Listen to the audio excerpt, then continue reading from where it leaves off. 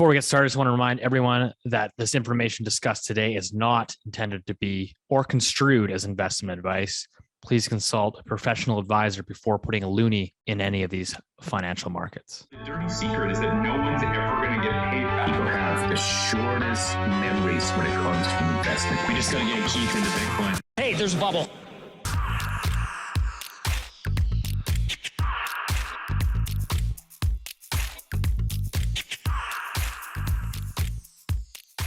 Welcome back to the Loonie Hour, episode 93. As always, joined by the three amigos. We got Keith Dicker here of IceCap Asset Management, Rich Diaz. Welcome back to the show, gentlemen. Rich, what's going on? I'm back from the woods. I spent 6 days up on my island. Sadly, I share this island with 25 other houses, but it was all, man, the water up there was amazing. There was very few bugs. And yeah, I felt a lot of gratitude, and I didn't chop off any limbs with my chainsaw. So a success. How are you doing, Keith? So I grew up with chainsaws and stuff. I don't know I did any chopping with a chainsaw. You know, you could pull the cord, it'll cause it to start up. Yes, I don't know if thank you. Yeah. You know what I meant. Is that how you got those arms? that sexy physique. That's right. The dad This is bod. IceCap, lucky lady. She's very lucky. I spent at least a few minutes this week researching a panda's ass and the tail. Oh yeah. Mrs. IceCap and I, we had a lot of conversations about this, and I think a lot of other the listeners last week did as well. But Rich came up with the correct sites you're visiting there, eh? Yeah, I know. Pandaass.com. Panda porn. It's weird, but it is a poof. You're right, Rich. Apparently, when they're born, their tail is kind of almost full size, but the panda gets bigger, but the tail sort of stops growing. And then after a while, it tends to do like a fold over or a curl. I don't know where it goes. Maybe it hides somewhere. But this is why you need to tune in every week. It's a poof. Yeah, absolutely. You never know what you might learn in the Loonie Hour. That's right. You could learn a lot of things. What are you learning there, Steve? How's Kitsilano? Kitsilano's the same, man. Not much is changing. Any big parties coming up next week in Kitsilano, maybe? Yeah, apparently there's a big party on July 27th. Big plug. Thanks for queuing me up there, Keith. Vancouver event. This is the final push. You won't have to hear me banter about the Vancouver event for at least another 12 months. But the Vancouver live event for the Loonie Hour, we still got a few tickets left. Almost sold out here. For July 27th, next Thursday in Kitsilano, the pride of Kitsilano, at the Hollywood Theater. So I think the doors open at 6 o'clock. The event will go to roughly 9 o'clock. But drinks, appetizers, open bar, live podcast, Q&A, come hang out, have a good time next week. So again, there's going to be a link below in the show notes to get tickets on Eventbrite there. They're $49.99 a head, and that includes a complimentary drink and obviously your appetizers as well. And what else? So not an open bar. Well, it's an open bar. It's a cash bar. Okay, we need a bar that's so let to be clear, it's a bar that's open to buy a drink. I think that's why. We need a few more sponsors. Yeah, and there's AC, but I think right? It's $5. But it's an additional $5 add-on if you want to kiss Rich. So no, I do not consent to this. We need to that option. The Loonie Hour needs as many funds as they can get. That's right. All right, we can talk about that offline. Send me a DM. Slide into my DMs.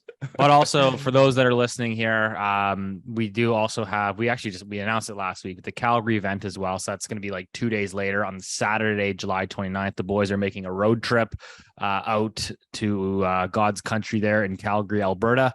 And we've rented out the Inglewood Lawn Bowling Center. So we've got the whole lawn bowling facility. There's going to be that one will literally be open bar. So we're getting a big cooler of beer and whatever else floats your boat. I'm sure Keith will have some nice Pinots flowing. And we'll have some food and do some lawn bowling and just hang out. There won't be a live podcast. It'll just be just a great time to come and meet and ask questions and hang out. if we added like a pickleball court with the lawn bowling, like we'd be the coolest guys out west. Just leaking. Can we in the sun. actually? Sorry, I didn't read any of the emails around this. Can we actually lawn bowl? Is there actually going to be some lawn bowling? It's a lawn bowling center. Oh, okay. Sorry, I thought that was just like No, it's a legit. It's I mean, if you're from Calgary, you probably know it's the Inglewood Lawn Bowling Center. We've rented out the entire venue. So, if you're from Calgary and older than 60, you might know of it. That's right. Yeah. Well, I mean, honestly, it's kind of had a resurgence here in Vancouver. But anyways, capacity there is 60 people. So like we've almost sold out our tickets. So like if you're listening to this episode, you might want to act quick on the Calgary tickets for sure, because those are going to be gone here probably the next couple of days. But yeah, other than that, we've got a special guest for this week's. Rich has been salivating here to get this guy on. Rich, he's a friend of yours, no?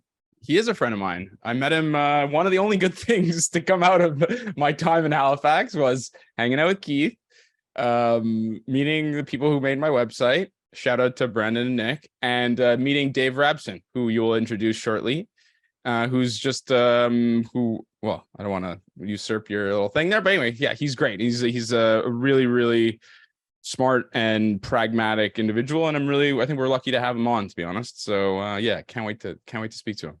Yeah, so David actually works for the Dallas Fed, the Federal Reserve. We apparently cannot ask him questions about his projection for the future of interest rate hikes and whatnot. However, at the Fed, his specific role is in studying, basically just sits there and studies the energy transition, particularly how it relates to transportation. So I think this is a really good conversation just around, electric vehicles. Canada's got, what has Canada got, this 2030 ambition for like all new car sales have to be electric. So we're going to get into that and really the feasibility of these projections and goals and ambitions and fairy tales. So we'll have David on here on the show. Hey, it's great to be here. Just quick little recap here. So Professor David Rapson is the economics department at the University of California, Davis, and an economic policy advisor and senior economist at the Federal Reserve Bank of Dallas.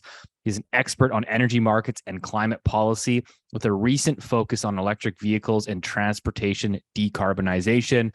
Here in degrees from Dartmouth College, Queen's University, Boston University, and so welcome to the Loonie Hour, David. A long-time listener, apparently. I'm told. Hey, I've been on the other end since the beginning. Yeah, I met Rich just shortly before you guys launched this thing, and I think what you're doing is fantastic. And I try to tune in every week. And one of the things I know is how much Rich struggles with acronyms. So I put together a little spreadsheet for him here with with a cheat sheet. So I'm going to email this to you later, Rich, so that you can always have at your fingertips what JOLTS is. Thank you. Anyone that's watching on YouTube, you'll see David's background here. So that's greatly needed, greatly appreciated. But part of what makes the show tick is really being able to bring on outside experts in their various fields to really provide some additional context to Canadians here. So obviously we appreciate it. We know that you work at the Dallas Fed, so please tell us when the next rate cut will be, and we'll start there. Yeah, actually, I should jump in. They do force me to. There are two things. One is I have to give a disclaimer that none of the views that I'm expressing here are necessarily the views of the Dallas Fed or the Fed system. But also, we're in the middle of a blackout period now, so we're going to stick completely to non-monetary policy issues. And to be honest, that's all you want to hear from me anyway, because what I study is the energy transition. Yeah. So no, Dave, I'm just bugging you. So Go Dave, ahead, when do they buy the stocks and sell them? Then is it during the blackout period or after? I get confused. Are we allowed to take the fifth in Canada? I think so. Come on, you're getting my buddy in trouble. That's not nice. No. Be nice, Steve. Rich, I know you're probably just itching here with a whole bunch of questions. You've been all over the ESG movement, let's call it. Canada's very, very vocal about their thoughts and feelings towards the climate and the ESG and all these wild ambitions. So I would love for you to sort of maybe tee up a few questions here. Yeah, sure. So I think first, Dave, before we get into sort of the nitty gritty, can you just sort of tell us what is it you do, just for our listeners to sort of contextualize it, both at school, because you're a professor. So from now on, I'll have to call you Professor Dave, and also with the Dallas Fed, if you don't mind. Oh yeah, well, so I've been at UC Davis as a professor for 15 years now, and there we basically teach and do research. And the main thing that our bread is buttered by doing research, which is just trying to advance what we know about the world. And what I study is how consumers and firms respond to incentives, and particularly in the context of the energy sector. And of course, one of the motivating factors for me in getting into that in the first place was that climate change, even when I was in my PhD, 20 years ago now, which is insane to think about, climate change was a big issue, and it was clear it was going to be an issue for our entire lifetime. And so I saw an opportunity to do some research, taking the great tools, the empirical tools in economics, and applying them to topics that relate to climate change. And so, that's kind of taken me down this road. Recently, I've been studying a lot about electric vehicles, and, we're going to get into some of the policies that have been implemented around the world to try to fight climate change. And the incentives that are created by these policies, those are what I study. And that's why I have kind of strong views about the prospects for these policies, and I wish that we were doing some other things, because what we're doing right now is setting up the wrong incentives. And yeah, so the Federal Reserve, of course, it has a dual mandate of keeping inflation at 2% and maximizing employment. And as part of this, one of the banks in particular, the Dallas Fed, has an energy group, because the energy sector is very important, just directly to the economy in the 11th district, but also it's just an input to everything that we do. And they have an amazing group around oil and gas there.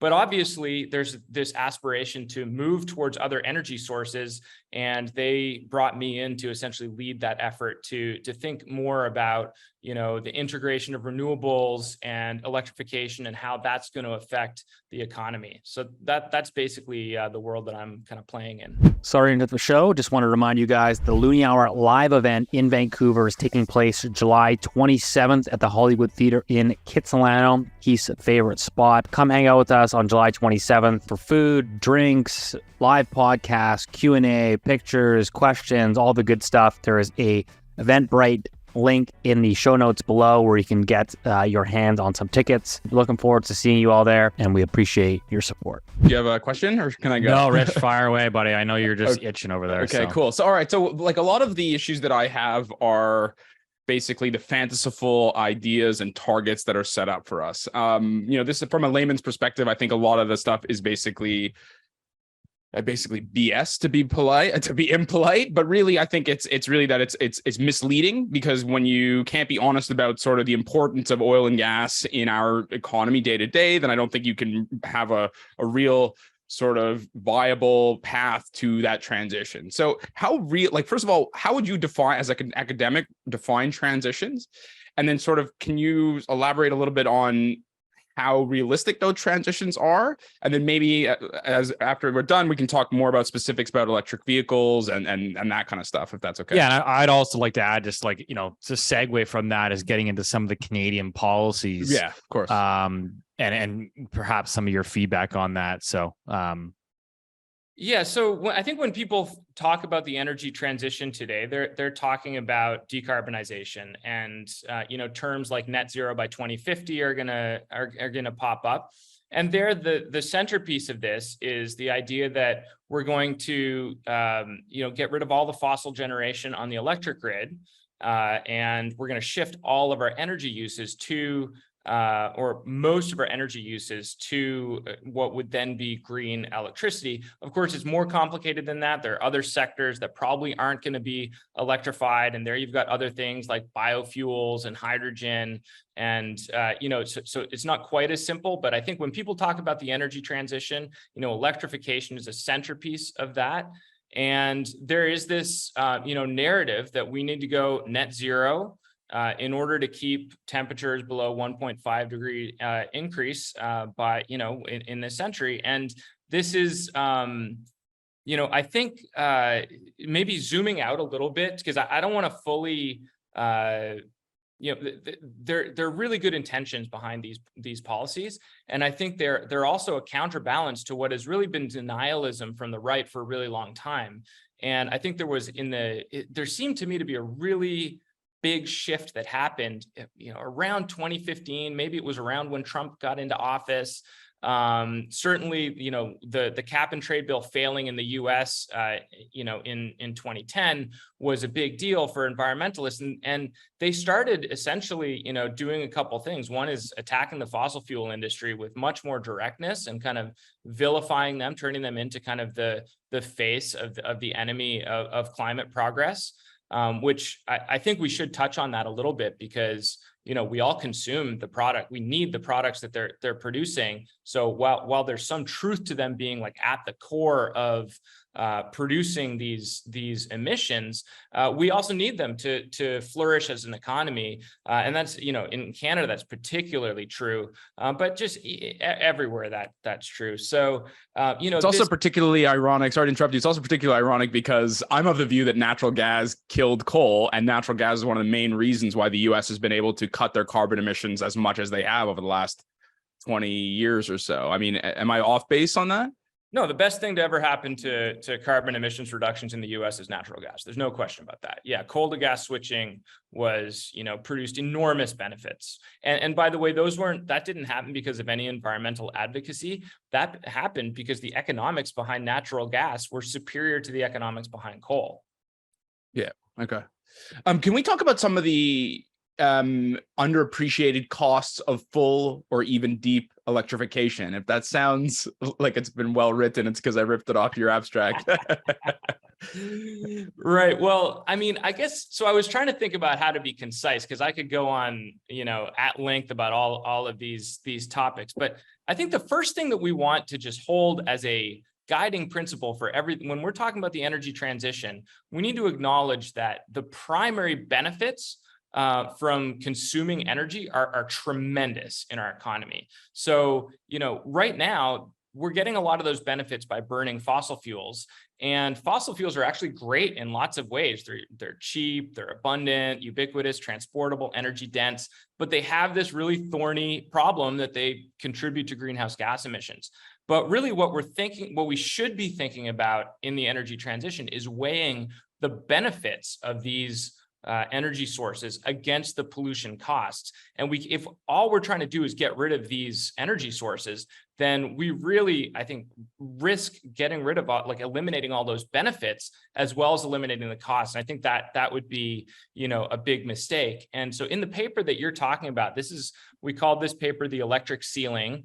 And we're just discussing the idea that, there are all these aspirations about going 100% electric.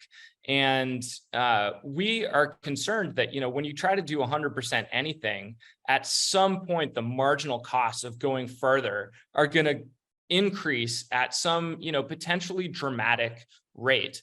And, we care about energy reliability. And, when you're thinking about getting rid of the energy sources you can turn on and off, which are essentially coal and natural gas and some damned hydro, and replacing those with energy sources that, are only producing when the sun is shining or the wind is blowing, reliability is going to be a major concern.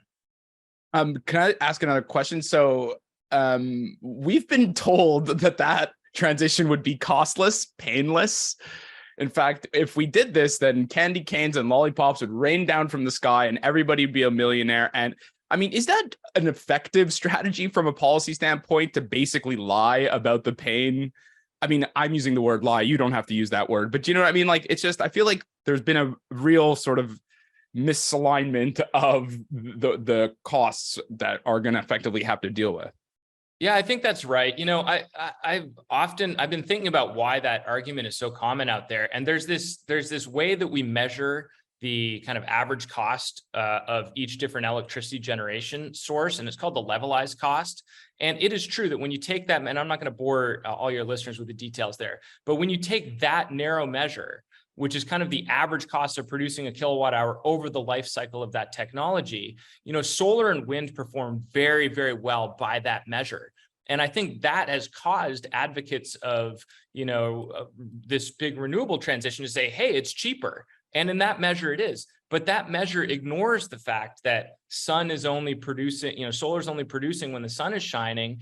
And we also have to build a lot of transmission lines to bring that energy into the market. And those transmission lines are really hard to build and very expensive. Maybe it's easier in Canada because there's just such an abundance of land. But in the US, there was a paper that just came out with the title Transmission Impossible, trying to understand. Great title. Thanks. I actually came up with it over beers for the authors. Very good title. I got a question for you actually on I know we talk about like electric vehicles and windmills, wind turbines and all that other stuff, but is there any, in terms of climate change and its impact on the climate, is there any discussion or analysis around the impact of all these precious metals that you have to mine and how intensive that is? I'm asking more so okay, if we go all electric vehicles, you need all that battery power and all the precious metals that go into that. It seems very intensive. It is intensive, and I think this is a completely valid concern. I'm actually less concerned about that than a lot of people are because, as we start building a lot more electric vehicles and lithium becomes scarce and nickel or whatever, copper, all the inputs that we're going to need, as they become scarce, the price is going to go up. And when the price goes up, two things happen. People who are using those inputs are going to look for alternatives that are cheaper. And people who produce those inputs are going to try to figure out new ways that maybe at low prices were not economical to extract those sources of supply. But now at these high prices, they're going to go and figure out new ways to get this resource.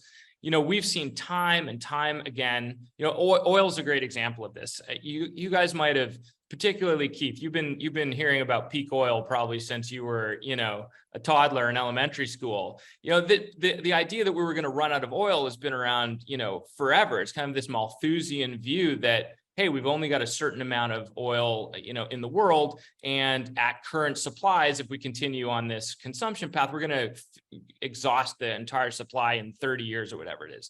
But what happens every single time is, as we see scarcity in that market, the price skyrockets and we figure out new ways to frack, to do offshore, drilling. And we're just really, really good at following economic incentives and creating supply when something we need becomes really expensive.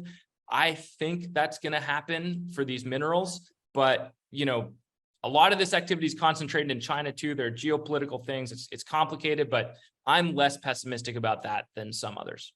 The exception that proves the rule, of course, to this supply coming on when prices go up is Canadian housing, but I digress. So can I ask you just a couple more questions? And sorry, Keith and Steve, just interrupt me if I've gone on too much. But so you talk about two risks that you said. Can you elaborate on the risks to policies that move us to this 100% target?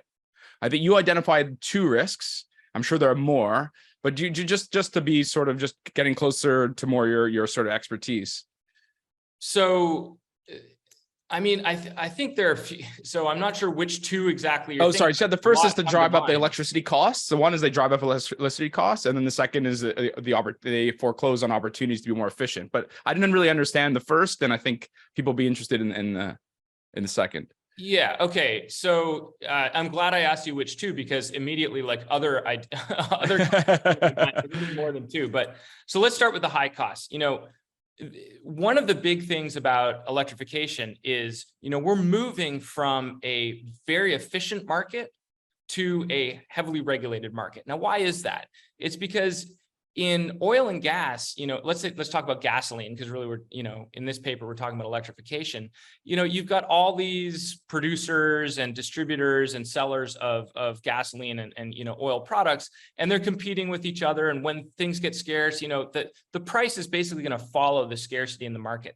That doesn't happen with electricity. And the reason is because electricity has big components of natural monopoly in that industry. We only want one electric grid. So, we basically have to either regulate it Or I guess the alternative is we let some monopoly company charge whatever they want, but then we'd be paying 10 times as much for electricity. So we regulate this industry.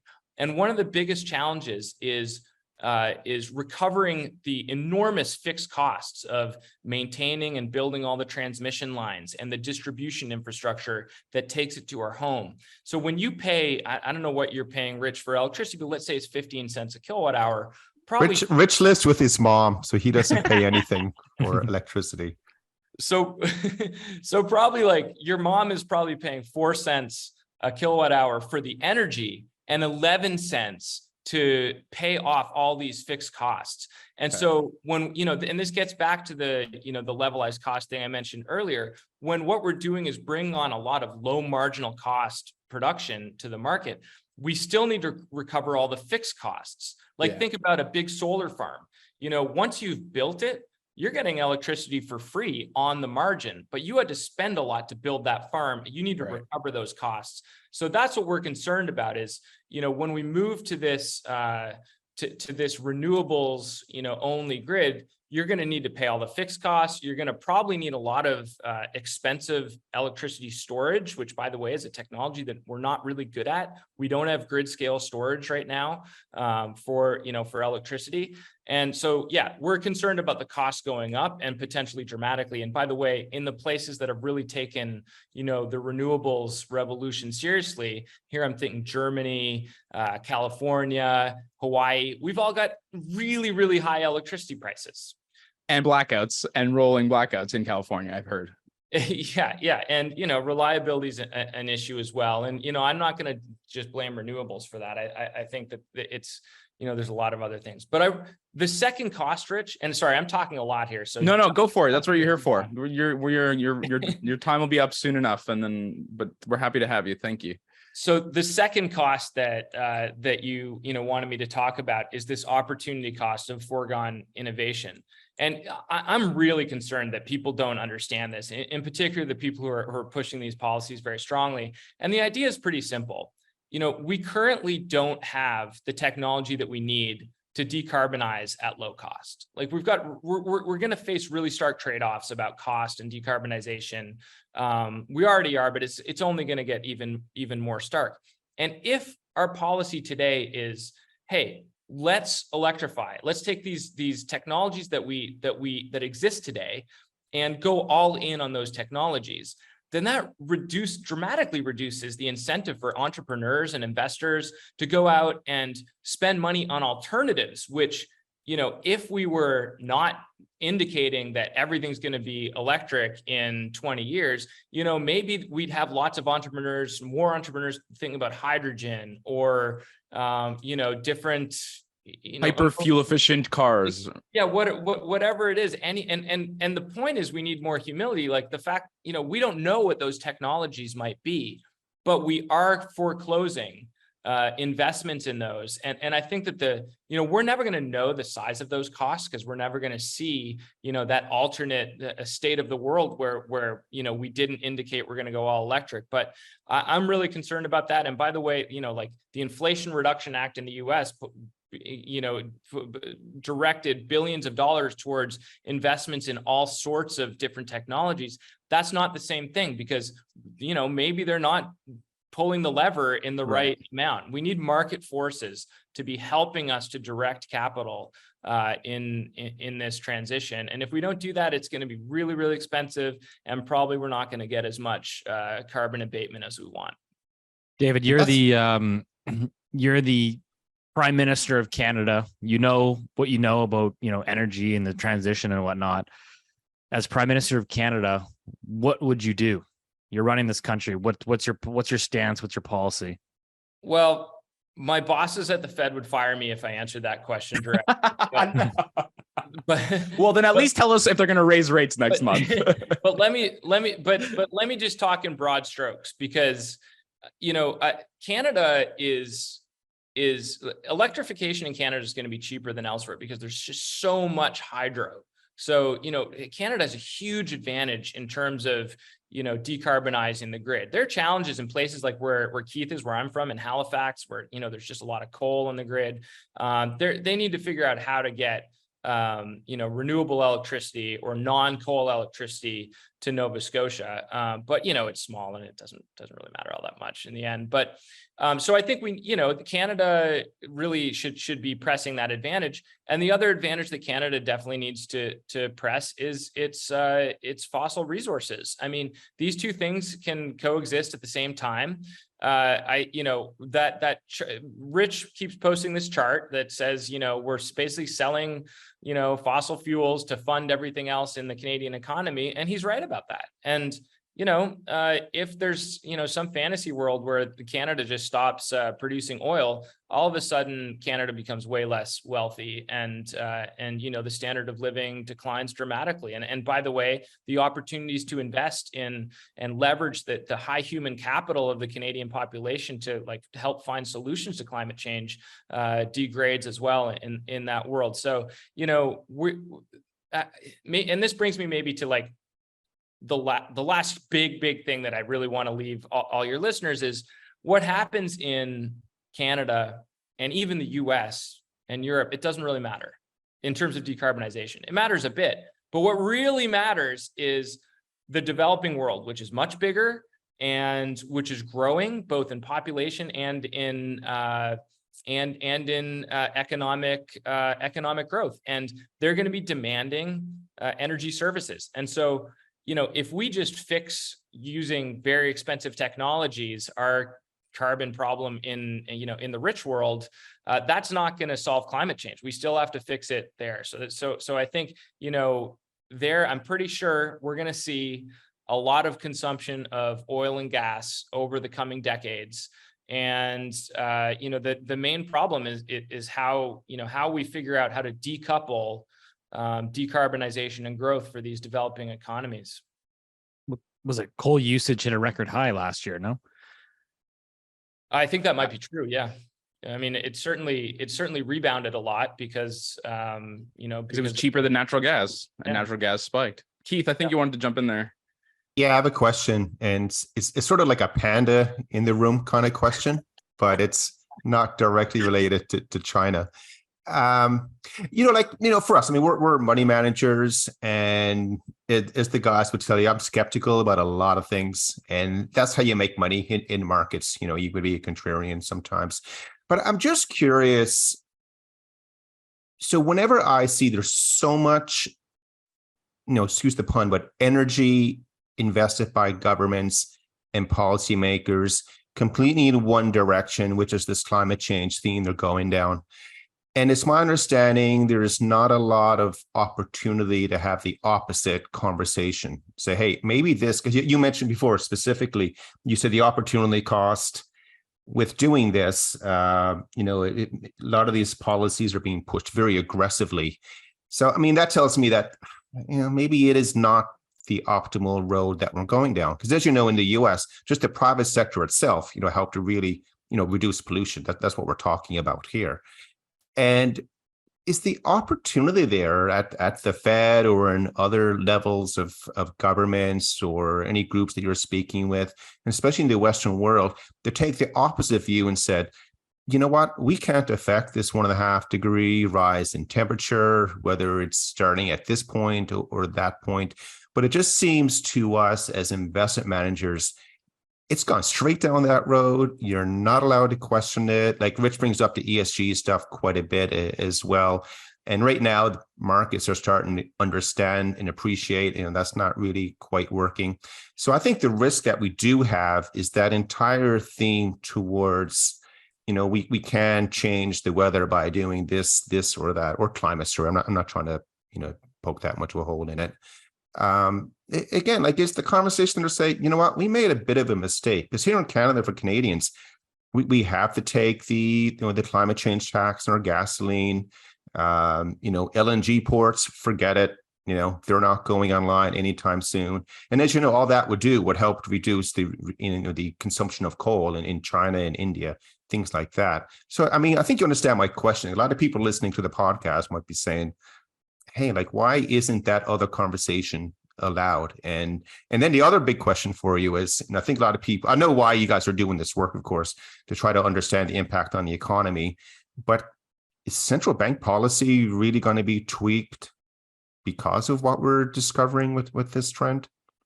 Or is it still just focusing on, the broad measures? Sorry to interrupt the show again. I just wanted to make a big announcement here for our Calgary listeners. We are coming to Calgary on Saturday, July 29th. We have rented out the Inglewood Lawn Bowling Center. So if you want to come hang out with Keith, Rich, and myself, we have rented out the entire Inglewood Lawn Bowling Center. $20 gets you admission, unlimited drinks, including booze, food, pizza, etc. It's going to be a great time. Kind of come and go as you please, but we're going to hang out in the sun, have some drinks, and do some lawn bowling. It's going to be a great time. So if you're in Calgary and you're a fan of the Loonie Hour, come to our social event on Saturday, July 29th. There's tickets below in the show notes where you can get those tickets. Again, $20 gets you in. Unlimited booze, going to be a great time. We'll see you there. With your first question, this debate has obviously gotten polarized, just like everything else in our kind of political lives. And I don't think that's healthy because I think there's a real role for conservatives to be pushing market-based policies as a really important element to the policy mix. It's not, if we get a carbon tax, that's not going to be enough. We need more than just a carbon tax, but we probably do need a carbon tax. And my personal opinion is that if that happens, it's going to happen because conservatives have, I'm talking in the U.S. now because I know in Canada there's been much stronger policy in that way. But in the U.S., I think that would be a Republican policy. Right now their party isn't really interested in kind of engaging in that way. The polarization I think is a big problem. And I mean, listen, I don't have an answer to that deep kind of polarization of society question, except to say that I think if you're on the left, make friends with people on the right and start talking with them, and same like right to left. I think the fact that we're not talking across these political lines is leading to this kind of, all or nothing on one side or the other view. And, right now, I think you're right that the people on the left are pushing these particular policies. And I think, they're doing it with good intentions, but I think it's more complicated than those policies, I think, reveal. And I don't know, Keith, it's a very unsatisfying answer to that question. I'm sorry, but I think you're cutting to just like the heart of kind of society's issues right now. Well, I mean, it's tricky because we have a lot of listeners in Alberta, as an example. And like these are the kind of conversations that take place. But regardless, like even if it's not climate change or something else, you're basically you're a scientist. You're a data analysis. That's science as well. And I love it when you're able to see a very good debate about this conversation, as opposed to like this is the launch point that we're starting with, and let's find a solution to a problem when maybe the problem can't be solved. Maybe it's just, hey, let the private sector become more efficient in their ways. It's just an observation, and it's something that, I think this will turn at some point, and whether it's market driven or driven by something else. But we like, as you said, Dave, the conversations need to take place. So hopefully that will begin. Keith, just to add, sorry. Oh yeah, go ahead. Sorry, go ahead. Well, I just want to, I'm hearing a little bit in your question of like, hey, maybe we just should like, give up because we're doing all these things that are, maybe don't pass the cost benefit. I just have to say, like, I think both morally and economically that wouldn't be the right thing to do. I think that we are seeing and are going to continue to see accelerating climate damages. I'm not one of these climate catastrophists out there. Like it really bothers me when people talk about this as, a existential, what's a mass extinction event, or like, that type of extreme language. I like, come on, we're really great at adapting, but at the same time, the damages are going to be enormous. Sea levels are going to rise, and the hardest hit people in the world are going to be really poor people in like Bangladesh. And, we should care about this. Like we kind of caused this problem. We need to help to fix it. So I think there is a moral obligation, But I think you don't even need to feel that moral obligation to, have significant climate policy pass the cost benefit test from an economic perspective. The difficulty is the collective action problem. But that's where I'd like to jump in, because I think, to dovetail off of both of what you guys said, one, Keith's point, which I think is valid, which is there's only one way to solve this problem. Whether or not you think the problem exists, frankly, is irrelevant. We're being told there's only one way to solve the problem. And I submit to you as a piece of evidence, in Germany, they just shut down 6 perfectly good nuclear power plants. And if you care about the environment and you're unwilling to mitigate those costs, that is insane. And until basically last weekend, I'm joking, of course, nuclear power was unpopular, even though it's been around for 70 years. And the French have been doing it forever. And if the French can do it, you know what I mean? So this idea that you can only solve this major problem one way is, I think, just is I think we're being told that, and I think it's ridiculous. So your point, I think Keith's point, I think, has some validity to it. The second thing, just on what you're saying, Dave, is this Malthusian concept, and it's I think it's related to net zero. It's about this degrowth. You talked about words that you don't like. I think climate nihilism is something that we're seeing, whereas people don't want to have children. People. All this stuff. And I just think, how do you, from an economist's perspective, deal with this Malthusian trap? This guy, first of all, can you explain who Malthus was? And then can you explain why he just won't go away? Yeah, so Thomas Malthus basically had the idea that, as we expand the population of the earth, the fixed land and other resources on the earth are going to be, split between an ever-growing number, and that at some point we're not going to be able to sustain ourselves in that population. This has been a very popular idea as we have grown to, 8 billion people on the planet. So I guess what I would love to, you should put this in your show notes. I think everyone should watch the 20-minute Steven Pinker talk on progress. This is from, I think, 2018. And he asked the question, are we making progress as humankind? And he says, well, how would we measure progress? And he comes up with all these different things that might indicate if they're getting better, that we're making progress as a society. And on literally every single one, we're safer, we're not exposed to as much risk of dying. We've automated all these things that we used to put a lot of effort into doing in our daily lives. Women are much better off in society than they ever have been in history. Our literacy, he just goes through all these things. We're better off in every single way, except climate. Climate, or the pollution situation is getting worse. And you know what? We should try to take some of those resources, that abundance that we're seeing in literally every other aspect of life, and redirect some of it towards fixing this difficult problem. Oh, and the biggest one that I think is a moral boon to society and frankly to capitalism is that extreme poverty has declined by 75% in the world since the mid-1980s. It's gone down from 30% of the Earth's population to something 7%, or I might be getting these numbers a little bit wrong, but what we're doing is creating, a lot of thriving, great lives as compared to any other time in history. And, we should hold on to that, and we should seek to channel some of that abundance towards fixing this other major problem.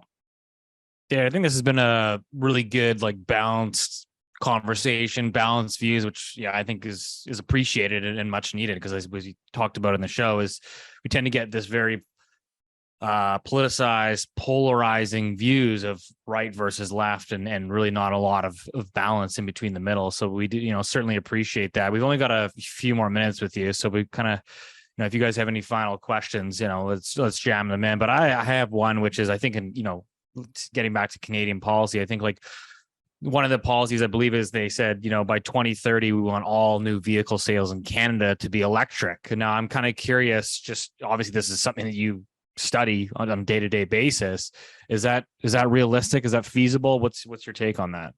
I don't think that's going to happen. I mean, there are all sorts of ways that they could kind of change the rules to make it look like to declare success. For example, they could call hybrid vehicles electric vehicles, or they can, not Bicycles. Yeah, or allow people to still like go down to, to Michigan and buy a car and bring it back. And, there, if they end up claiming success, it's because they have indulged in many pressure relief valves and redefining what success means. There's no way. There's no way that's going to happen. Why? Sorry, just quickly, why? Oh, well, I mean, that's a great question. I think because a lot of people don't want electric vehicles. Electric vehicles are currently very expensive. And electric vehicle advocates would say, well, not when you account for the life cycle of the vehicle. And I think, in some cases that's true, but, in a place like Canada where the weather is really cold, like battery performance is degraded substantially in very cold weather. So, the range is going to be an issue.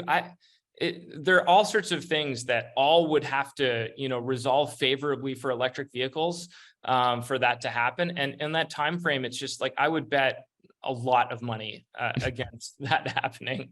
By 2030, give me a break. There's a few stocks you can short actually if you want to do that. Did you guys have any final questions? I do have one more. I just have one. Thank you. And it's not a big long, it could be a big long one.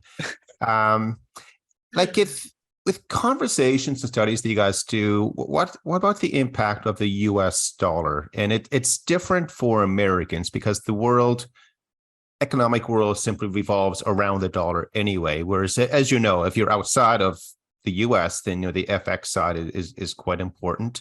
There's lots of conversations out there now. The dollar is going to be dethroned, or it's stronger than ever because other places are weaker. But is it something on the list, or is it's just not that important? Well, I'm not going to say it's not that important, but it's not something that really is on my list. That doesn't cross my radar much at all. I'm sure there are people at the Fed thinking about this, but I'm not really talking to those people. Yeah, I wouldn't be able to give you anything insightful on that. And Dave, where are you based? Are you based in Dallas or on the West Coast? Where are you? I'm in Sacramento. I'm in California now. So most of my time is spent near UC Davis, which is my primary appointment. And yeah, I go to Dallas quite a bit as well. Are you a 49ers fan now? No, man. I'm almost embarrassed to say it. I'm a Broke his Patriots heart. fan. He's a Patriots fan. Oh my goodness, I forgot about that. Nova Scotia, and I spent 12 years up in New England, 13 years in New England, and it was during when I moved up there. The Red Sox were terrible, the Patriots were terrible, and then it just was this incredible shift in the success of those sport teams. It was a lot of fun to be up there at the time. But I'm a Blue Jays fan and I'm a Patriots fan. But that's how it happens, though. In one area, and the team has a lot of success. And he's a fair weather fan. See, the market went one way, and you just jumped on, and you just jumped onto it. No. You rode it to the top, and now you'll ride it down to the like every good sports fan. That's what we do. As optimistic as I am about the Blue Jays, you cannot call a Blue Jays fan a fair weather fan. Like they haven't won since 1989 or something like that. Yeah. 93 and 4, I think, or 92 and those are my days. Okay, man, that was a great conversation. Do you have any parting words? I just want to say thanks, Dave. I really, really appreciate the time, and thanks for listening. First of all, I think you're one of our first listeners. Way back when. You really encouraged me to pursue this, and I'm really grateful for the time. And thank you. Hey, this has been my pleasure. I think what you guys are doing are great. I try to listen every week. I learn a lot from you guys, and I think it really is a big public service. I think that the issues that you guys are discussing, people need to understand them more clearly, and there just isn't a lot of opportunity. A lot of conversations along the lines of what you guys are having. So you're doing awesome work, and keep it up. And it's really an honor that you had me on today. Thank you. Yeah, thanks, Dave, for the insights and of course the balanced views. I think were terrific. So we look forward to having you on again here in the near future. Thanks a lot, guys. Take care. So what'd you say, Steve? Really good conversation. Yeah, what I really care. I mean, I obviously have a lot of respect for Dave, and I wish I had his CV. but I think one of the really important things for me is like, Dave is a markets guy, and I think that that's where we first connected, and why I have so much respect for him. I mean, the way he sort of sets it out, and maybe he'll correct me if I'm wrong over WhatsApp, but I think what's really the way he thinks is the best way to solve solutions is through free markets and allowing private sector to do their thing and to efficiently allocate capital in order. And then I would submit to you that's my personal view. I mean, he made the point about poverty and how capitalism has solved poverty. I mean, I definitely believe that, kill me, sue me if you want to, but I think, the point is to identify a problem and then get out of the way and let the free market sort of do its thing and try to solve it as efficiently as possible by allocating capital, in the best way possible. And I think capital, technology, yes, excuse me. That's what I'm capital, like, physical capital, financial capital, labor. I mean, that's not capital, but you know what I mean. I don't know, Keith, if you had any thoughts, but yeah, same thing. I think you guys know me by now. Like I enjoy being skeptical when you should be. But I continue to believe that policymakers today, which is a kind word for governments, have interfered so much in this conversation that it has pushed aside the private sector from actually maximizing any solutions. For example, the whole LNG and pipeline conversation in Canada, like, it's absurd. If that was such a bad idea, let the private investors do it, let them lose billions of dollars and whatever. But anyway, fail, I think exactly. Yeah, I mean, it's where we're going. But anyways, it's that's great. I can't believe, Rich, I thought we were the only friends you have, but clearly you have other cool friends. So that's encouraging. I like to hear that. Yeah, well, and we've still got a bit more market news to get through. It's the dog days of summer. Everybody's kind of taking time off before the Vancouver event, so there's not a lot going on in the world these days. But we did have an important data release this week, which was the Canada CPI data. I think headline inflation was expected to come in. I believe it was the economists. I think we were penciling 3%. So headline year-over-year CPI came in at 2.8. We can get into the dynamics of that. There was, a lot of angry people on Twitter saying the numbers are fake, the base effect. So we'll sort of unpack that a little bit. But I think we can see, Rich, though, is like month over month inflation is slowing dramatically. I think it's like 0.1%. Core has been slowing month over month. I think if you headline inflation, people say, well, you can't strip that out. But if you stripped out mortgage interest costs, which were up 30%, which is self-inflicted by the Bank of Canada, your headline CPI sits at 2. And even at 2.8, you're back within that target range. So, I mean, that's my views on CPI anyways. I think that the Bank of Canada, keep in mind, I think we can all argue in the show that rate hikes haven't actually fully filtered through yet. So the fact I think that's you can easily say that for sure. Yeah. Right. So I think the fact that, interestingly enough, that we're actually still going with rate hikes is kind of interesting. I think they've overdone it. But I think that's starting to slowly show up in the data, but we'll see. I mean, there's base effects. There's a lot of variables in the macro economy, gasoline prices. What are your thoughts on that, Rich? I think I was reading there somewhere they said the base effects from gasoline, while they may have bottomed, there's only about 3 more months of sort of, more difficult comps, and then that will kind of go away again as well. Yeah, so I think this reminds me of something I said. Probably every once in a while I say something smart. And what my point was about how you have, if you jump into a lake, which I did a couple of days ago, it was lovely. You don't get that the ripple, the splashback but if you jump into a pool and smash your head, which I also did, the water goes out, hits the edge of the pool and comes back. And I would just, before politicians start congratulating themselves on this inflation thing, I would just posit that, we might still get that, comeback from those sort of second order effects from energy. And you can see energy fell. The contribution from energy to headline inflation was 1%. Now that contribution, I know this is going to sound weird, that contribution is starting to slow. And so we'll see as you said, Steve, over the next few months, if that contribution will go from very, very positive all the way to a little bit negative, and I think it's going to start creeping back to sort of neutrality, which is where it normally lives, which is the zero-ish. So that's the first thing. The second thing is food. I think food's really important. Obviously, it's a larger portion of your basket for a lower income person than a larger income person, than a higher income person. It's more important for me than Keith. Obviously, Keith, he gets his servant to go out buy his food or whatever it is. He doesn't care what the price is. For me, it's obviously I'm definitely taking a look at the sticker, and food inflation is very high, and it's did not fall.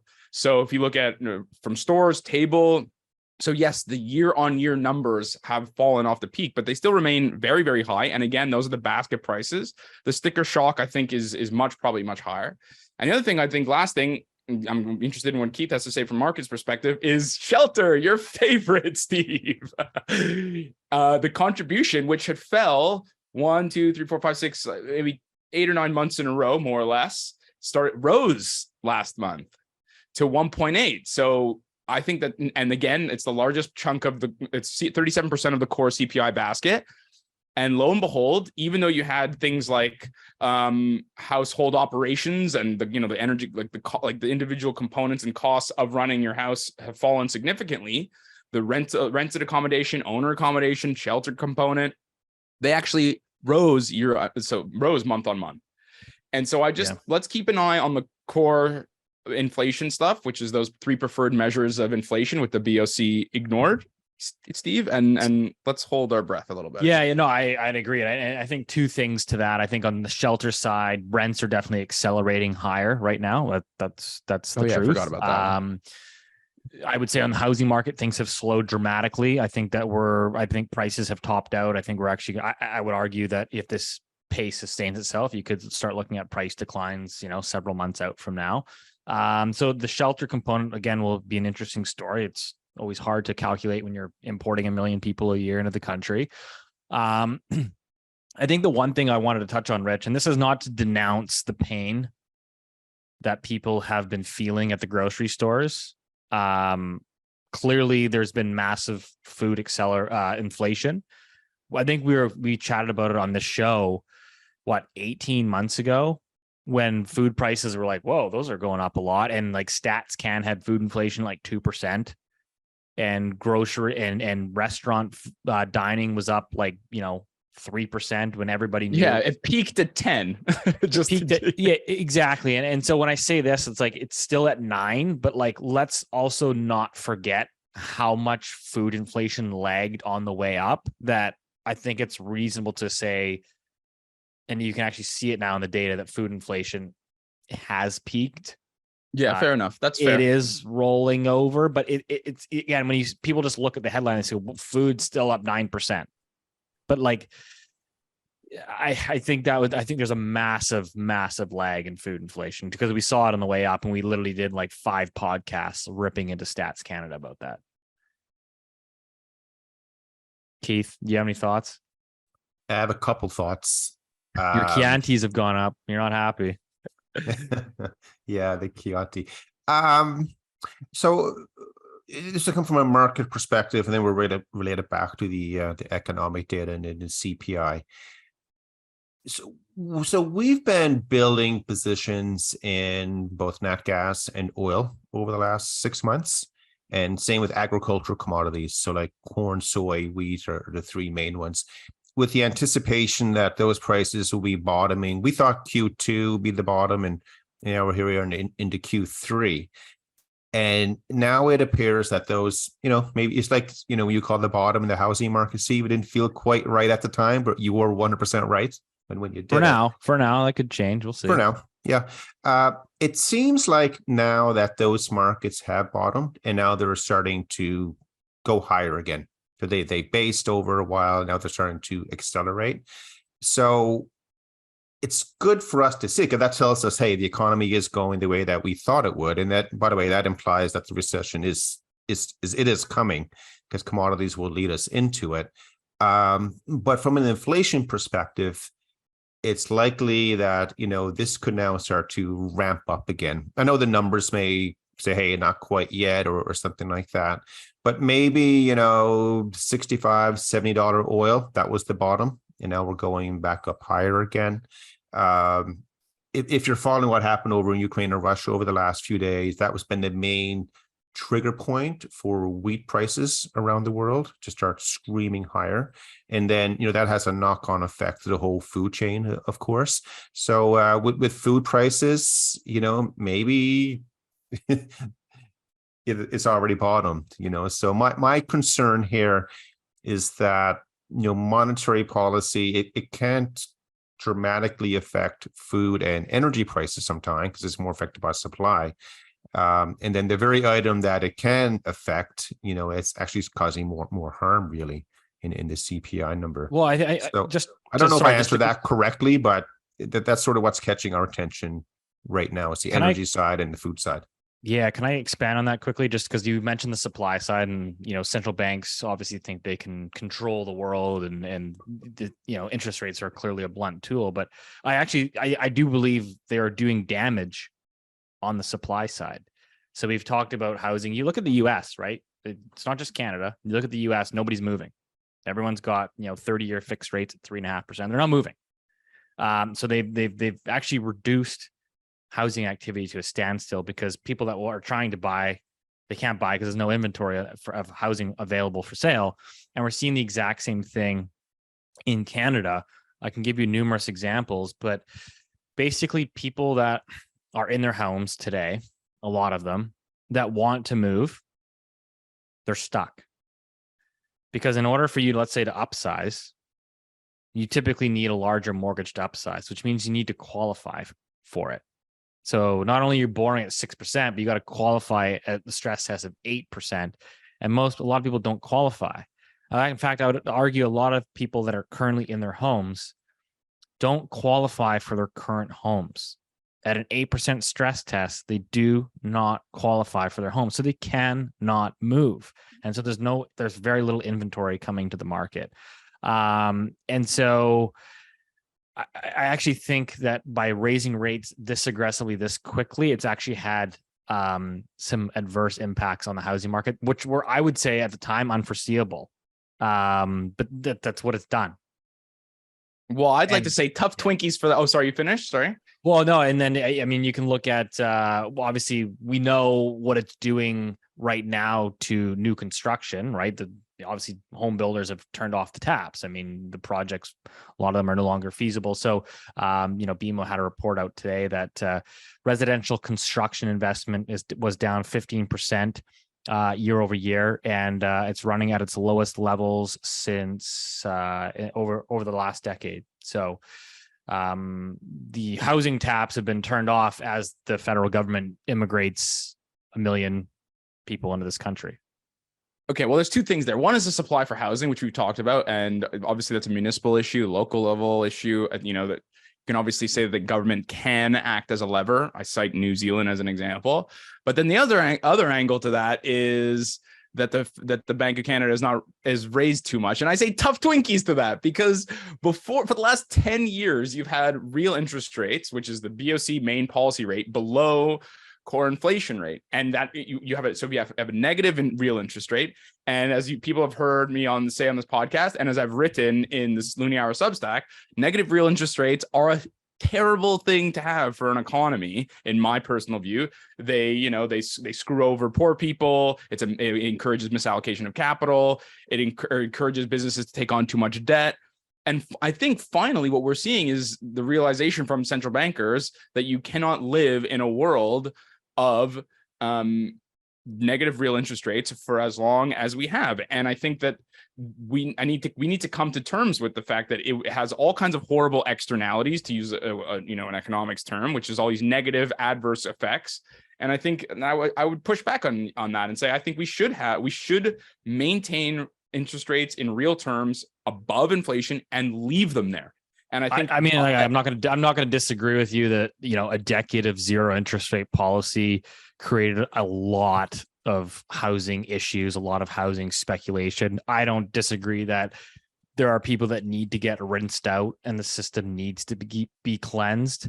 I'm just simply noting an adverse impact of, I guess, an unintended consequence that probably has blindsided even the BOC. If you watch their latest presser, they can't figure out why housing has been so resilient. And I'm telling you, the only reason it's been resilient is because people aren't moving. They're stuck, and they're like literally that's stuck. fair. If you talk to people, That's fair. And I don't mean to be like dismissive of like real people who are getting fucked because they took too much debt and they can't handle it. And I get it. We were told by the main central bank governor that interest rates are going to be low forever. I think we need to keep reminding everybody of that. But I guess for me, it's more sort of 60,000 feet, which is where I live in macro world, top down world. And I guess it's easy for me to say that. I just think real interest rates way too low for way too long. I'll tell you what we shouldn't be doing. I don't know if you guys saw Jagmeet Singh's interview, the orange shirt guy. He came out and he was calling for the federal government. He says that we need to be introducing mortgage subsidies for homeowners that are facing stress over rising mortgage payments. Very odd thing to suggest, but that's definitely something we should not be doing, is bailing out people that unfortunately over levered. I mean, it's difficult. It's there's always winners and losers, unfortunately, but yeah, I mean, Keith, I'm sure you have some comments on that, but well, I mean, I think it's that's a political platform that they have, and I think it's an easy one to emphasize right now. But it's interesting though, isn't that like the NDP? You would think they would kind of like more cater towards a lot of the renter base, lower. Interesting. Well, it's a free political view to have. Let's bailing out homeowners that Yeah, have seen a decade of massive appreciation is a strange thing to do. But yeah, it goes back to, I mean, we've had this conversation a lot already, and that we're now in this world of extremes. So we went from 20% down to 0, and then as you said, Steve, they kept rates at 0 for over a decade, and people didn't realize that was an extreme moment, to be alive in anything that's touching rates. And now we're coming out of it, and it's not. It's an exponential effect. Every time rates get ratcheted a little bit higher, it's not 1 for 1. It's literally 5 for 1, 12 for 1, 18 to 1. And, I think people now are starting to appreciate and understand that, something will, sort of go snap here in the middle of the night.